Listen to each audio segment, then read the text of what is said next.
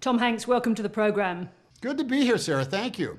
You've had control of your artistic choices for a long time, since your mid-30s, really. What made you choose this film? I have the ability, let me put it this way, I have the ability and the freedom to say no to things I don't want to do. And actually, that's the much harder task of saying no to something that would be so much fun. You'd be able to work with so great people. They might pay you, good money. You might get to shoot it. You might get to shoot it in Australia. There's a lot of things that you could say yes to. To say yes to something like A Man Called Otto really did come about because, oddly enough, this might sound strange, A Man Called Otto, the Swedish film that we saw first, was absolutely perfect. But I thought inside there was another avenue, another chapter to speak to the theme of that movie vis-a-vis your average American neighborhood. Sweden has these all sort of very specific, social structures to it. In America, it's a little bit more freewheeling and it's a little bit more about my private property. Don't tread on me. You don't get to come here. The worst thing that could happen to anybody's life is a family of Mexicans moving across the street because they're going to make noise and they're going to screw things up and they're going to bother me. And it turns out to be the best thing that could happen to this man's life. There were not just life lessons, but I think I'm going to use cinematic story to tell. If you're in good hands with a director like Mark Forster, then what I mean by cinematic is that people's faces in very specific rooms saying very specific things are actually the sequence of what motion pictures are actually do the best at. And governed by that, it was not a hard yes to say doing A Man Called Otto. Was there a question in translating this for an American or indeed a global audience of pulling back a bit on the sadness of the story? I don't know. I think we would have been untrue to the reality of what Otto is going through. There's definitely the loss of the single great love of his life that is gone forever. That's one thing that is grief, and that is universal. There is not a culture in the world that doesn't understand what that grief means and what it does to the human condition. The other thing then is the great need. That man needs somebody to come in and take that burden away. And that ends up being, I think, the suspense of what the film is. Is he going to find it? Is it going to come to him? Is it going to be the force of God? Is it going to be fate? Is it going to be serendipity? Is it going to be accident? Or is it going to be a choice that he ends up making? And I love that on one hand, the movie is funny and approachable and, enlightening and entertaining. But without that almost kind of like Sophoclean or Shakespearean burden of loss, I don't think you have the same sort of cinematic experience. And at the end of the day, a movie has to be worthwhile the effort that it takes to come and see it and sit through it. And without, a much more complicated puzzle in order to put together, it's not going to have the same resonance. Your character, Otto, doesn't want to go on with his life anymore. Did you think about being less explicit with those scenes? We discussed that and worked on it from the very first moment that we began the great alliance with Dave McGee and Mark Forster, Rita, my wife, the producer, and myself. You cannot simply take it off the board. It has to be there because it is the tangible, visible evidence of how far he is going to go. But what you cannot do is make it an easy choice. You cannot make it light. You cannot make it a kooky kind of bit. There are two things that happen every time you reach one of those moments. One is the seriousness of the attempt, and the next time is the reprieve from its failure. It's almost as like God is saying, not your time, Otto, you have to keep going.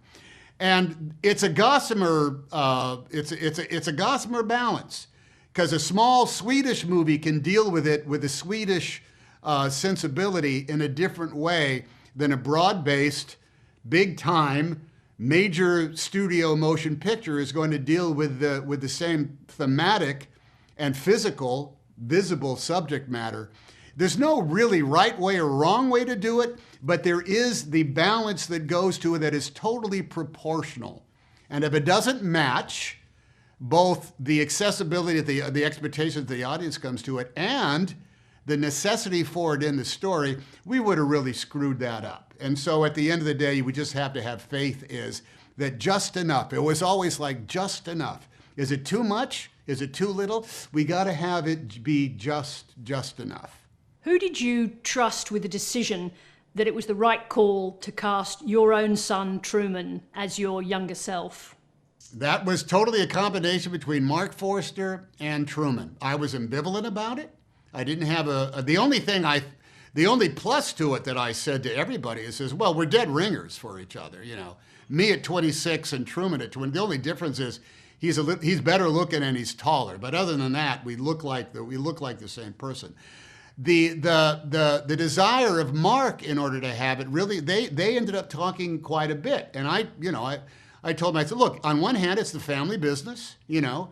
If we ran a grocery store, everybody in the family would come down and work through the grocery store. Whether or not they wanted to continue along with it would be their own decision. But if Truman, who's familiar with what the circus is all about, he's seen the backstages, he knows how the sausage is made.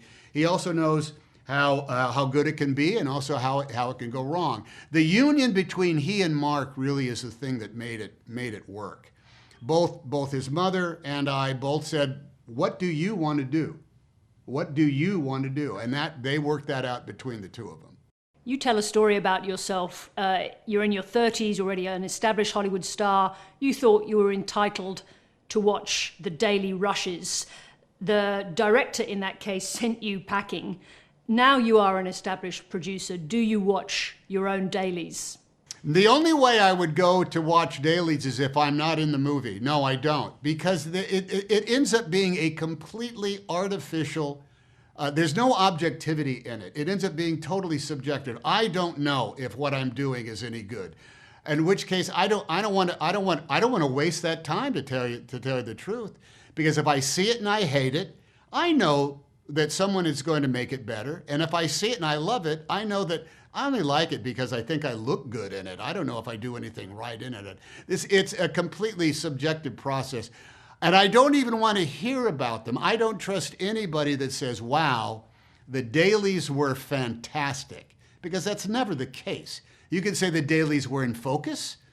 You can say we heard everybody's line. You can say we got the coverage that we need. But whether or not it's going to cut together and make a movie, you're not going to figure that out until months and months and months and months later.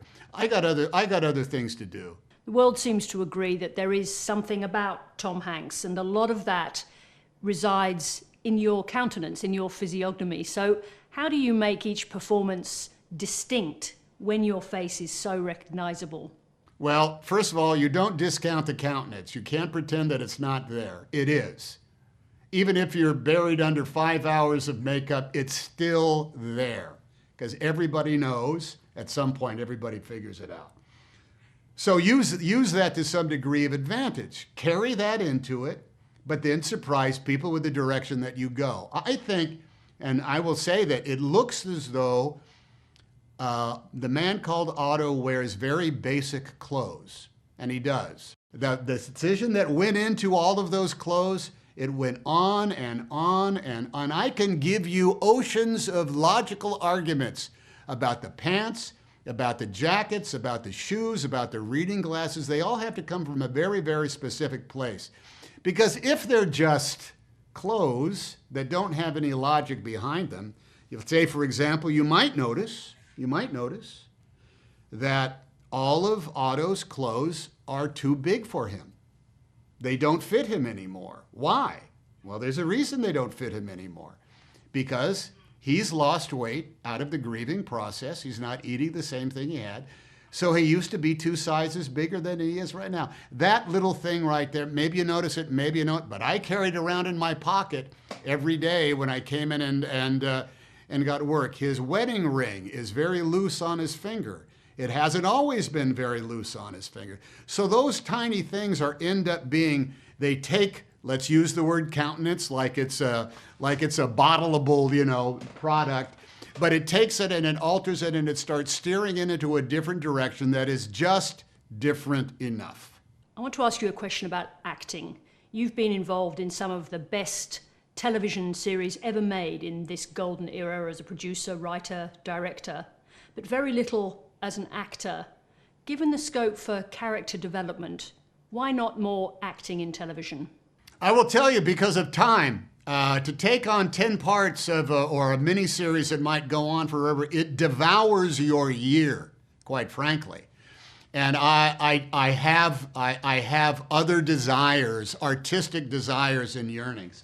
That being said, you have touched upon something that I think is ongoing and really quite generational, that we are looking at right now, the attractiveness of the 3-act motion picture structure of a single story that is told over, somewhere, call it 2 hours. That is a very specific sort of thing. That's a very sort of specific aesthetic investment that the audience makes that is totally different from 10 episodes of a long-running series that it's a difference between, honestly, a 2-hour movie and a 6-hour story. And in that 6-hour story, that requires an awful lot of time. Now, who knows what's going to come down the pike? Because it could very well be that the most fascinating demand that could be put on me as an actor or a writer or even as a director might be something more of the television format. But it's not even to use format makes it put it on some sort of almost like a commercial enterprise. It's an artistic one.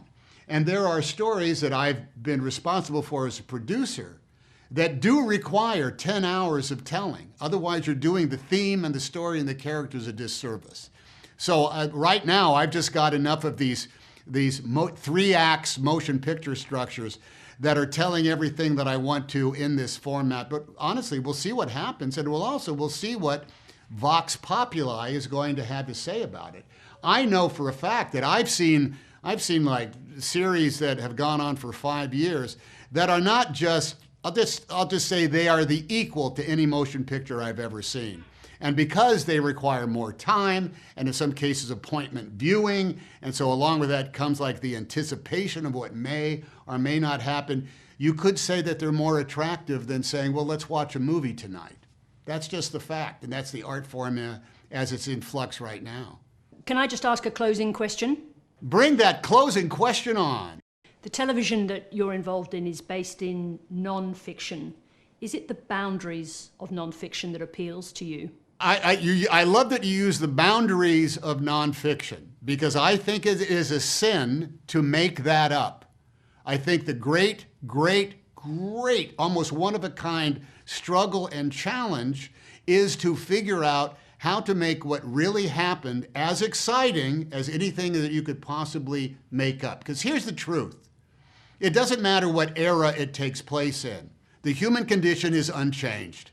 We want the same things. We want to have purpose and meaning to our lives. We want to sleep in a warm bed. We want to choose the people that we love. We want the freedom to read and think as we want, and we want to defeat the bad guys. Why? Because they're bad guys. That never goes away. And to take what really happened and alter people's motivations or alter people's contributions to what that is, I make a lot of enemies in the writer's room because I end up beating people up an awful lot by saying you are not allowed to take shortcuts or make this easy. You actually have to do the opposite. You have to figure out a way to make the filming of this one of the most difficult things possible, to show what the drama is in these basic questions of why go or why stay. And some people just say, well, then it's not a movie, it's something else. And that's when I say, exactly. Tom Hanks, congratulations on a performance of great poignancy. It moved me very deeply. And thank you very much for talking to us. Oh, you're very kind. Thank you, Sarah. I enjoyed talking to you. It was a nice conversation. What do you think, fellas? That's the way we do that. Thanks, Sarah.